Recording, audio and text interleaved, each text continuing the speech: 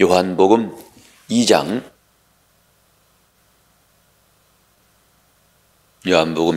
23절부터 25절까지 말씀을 교독하시겠습니다.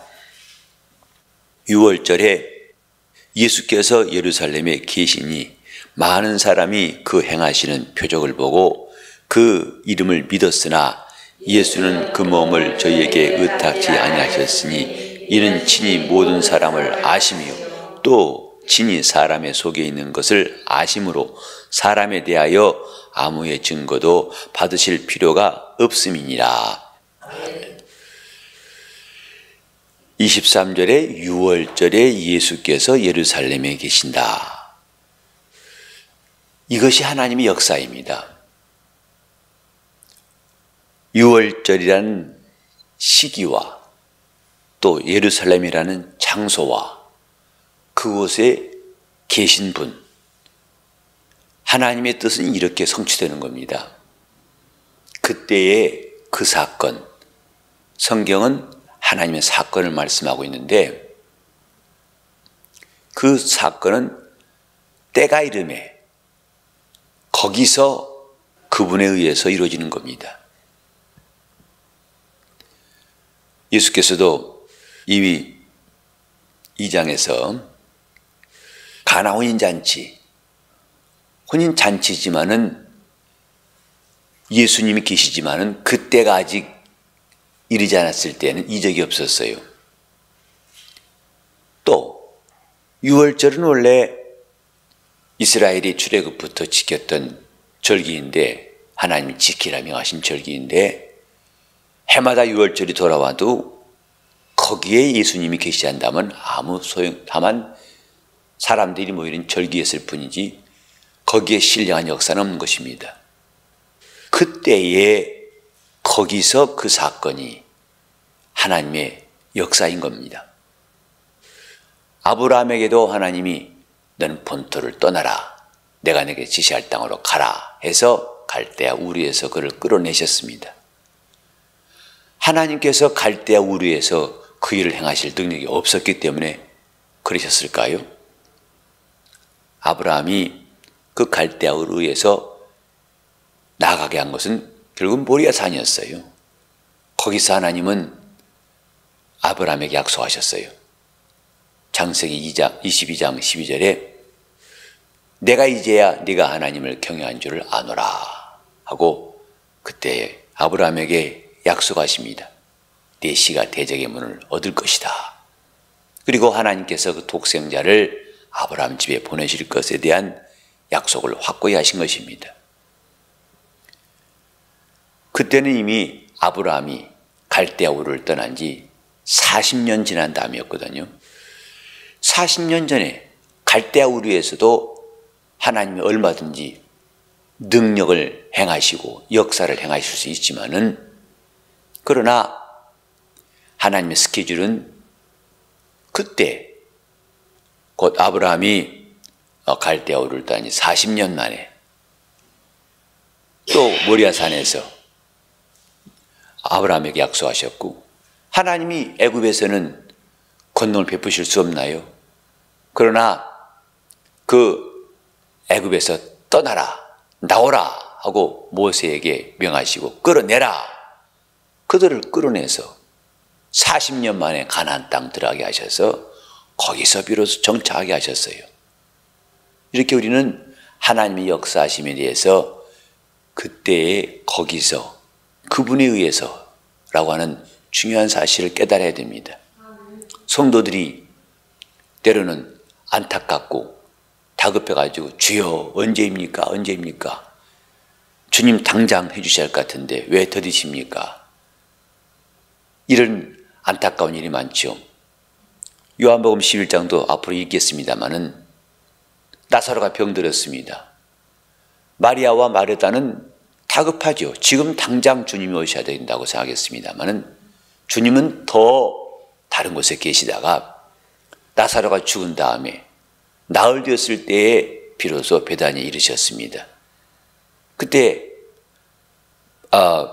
아쉬워가지고 주님 조금만 일찍 오셨더라면 좋았을 뻔했는데 내 오라비가 이미 죽었나이다. 그 말 속에는 아쉬움이 배어 있어요. 안타깝습니다. 조금 더 빨리 와주시지 않고 왜 이제 오셨습니까? 하는 마음이었습니다만 주님 말씀하셨습니다. 나는 부활이요 생명이라. 나를 믿는 자는 죽어도 살겠고 살아서 믿는 자는 영원히 죽음을 보지 않을 것이다. 너는 그 때를 기다리는 모양인데 내가 바로 그다. 주님이 계신 그것이 바로 때가 되고 곳이 되는 것입니다. 그 시간이 주님이 일하시는 가장 좋은 타이밍이에요. 영적 생활은 이렇게 하나님이 우리를 인도하심에 대해서 민감하고 그분의 역사하심을 사모하는 겁니다. 그건 그때에 거기서 그분에 의하여 예루살렘에 예수께서 6월절에 계시니 많은 사람이 그 행하시는 표적을 보고 그 이름을 믿었다고 말씀했습니다.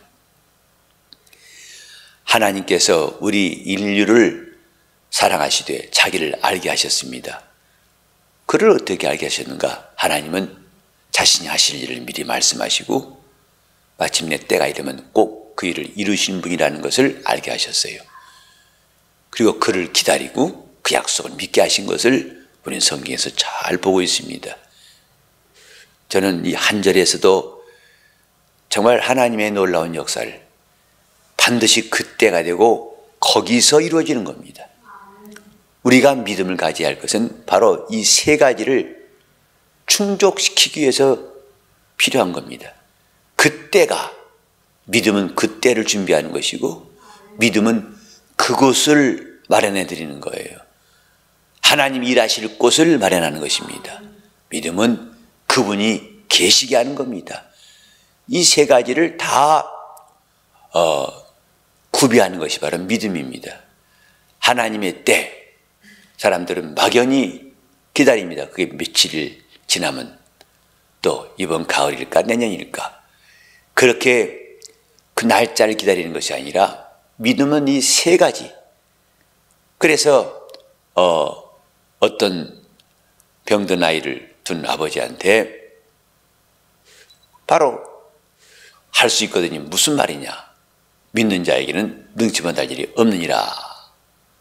너는 어느 때 어떤 환경 어떤 조건을 기다리는 모양인데 믿음이 있다면 지금도 가능하다 하니까 주여 내가 믿나이다 하고 주님께 고백했을 때에 주님이 눈물고 벌이 된 귀신을 쫓아내시고 그 아이를 낫게 하셨어요. 우리는 하나님이 누구신지를 알고 따라가야 됩니다. 막연히 저 종교인들처럼 허공에 대고 소리치고 또 부르짖는 것이 아니라 하나님은 살아계시기 때문에 그때에 거기서 그분에 의해서 일하시는 겁니다. 하나님의 역사가 오늘도 이와 같고 이 한 주 한 또한도 우리는 이렇게 이루어진 것을 조금도 흔들리지 말고 의심치 말고 따라가야 됩니다. 믿음은 그 때를 가져오는 겁니다. 그래서 성경에도 기한 이르면 내가 내게 오리라 하고 창세기 18장 10절이 말씀했는데 아브라함의 믿음은 드디어 그분의 때가 오게 했어요. 마태복음 8장 56절에도 주님 말씀하시기를 아브라함은 나의 때 볼 것을 보고 즐거워하다가 보고 기뻐했느니라. 아브라함 가정은 그분의 때를 준비한 가정이었고 아브라함의 믿음은 그분이 일하실 곳을 이 수많은 지구상의 가정 가운데에서 아브라함 가정에 주님이 오실 것을 확정해 놓았어요. 아브라함 믿음 때문입니다. 그리고 마침내 아브라함의 집에 그분이 오셨어요. 그때와 그 장소 그리고 그분, 우리 신앙은 이 셋을 다 이룰 수 있는 아주 놀라운 믿음을 말합니다. 하나님의 때가 그분이 일하실 장소가 되게 하고 그분이 임하시게 하는 것. 우리가 옷감을 짤 때도 한 올 한 올 이것을 가로 세로로 그 실을 가지고 옷감을 짭니다. 그래서 이 속내의 그 메리아스도 보면은 그것을 뭐 100수, 뭐 120수인가요? 그런 게 있어요. 그만큼 촘촘히 짜니까 120수인가 50수인가 그럼 100수보다 훨씬 더 옷이 촘촘하고 그래서 이렇게 날씨 싸늘해지면 그런 것을 입어야 됩니다. 그렇게 촘촘히 한 올 한 올 그것이 다 짜이듯이 하나님이 일하시는 것은 가로 세로 그분의 때와 그분의 일하실 곳이 다 예비되었을 때에 역사하시는 것, 우리는 그것을 꼭 기억해야 됩니다. 하나님의 역사는 황당한 게 아닙니다. 막연한 게 아닙니다. 또 신비주의자들처럼 자기 생각에 자기 마음에 지금인가 보다 아닌가 보다 그렇게 되는 것이 아닙니다. 그분은 그분의 때에 일하시는 분이에요. 그분의 때가 임하기를 사모하는 것이 믿음이에요. 그분 일하실 곳을 그 장소를 마련해 드리는 것이 믿음입니다. 바로 요한복음 11장 40절 이하에 보면은 예수께서 나를 믿으라. 내가 하나님을 믿으면 하나님이 영광 볼 것이다 했어요. 하나님을 믿으면 영광을 보는 때가 곳이 어디냐? 바로 믿음이다 이 말. 내가 믿으면 그 때를 가져오는 것이고 믿으면 그 장소를 마련하는 것이니까 그때 거기서 그분이 일하신다는 것. 우리는 성경에서 이런 일들은 수없이 많이 보게 됩니다.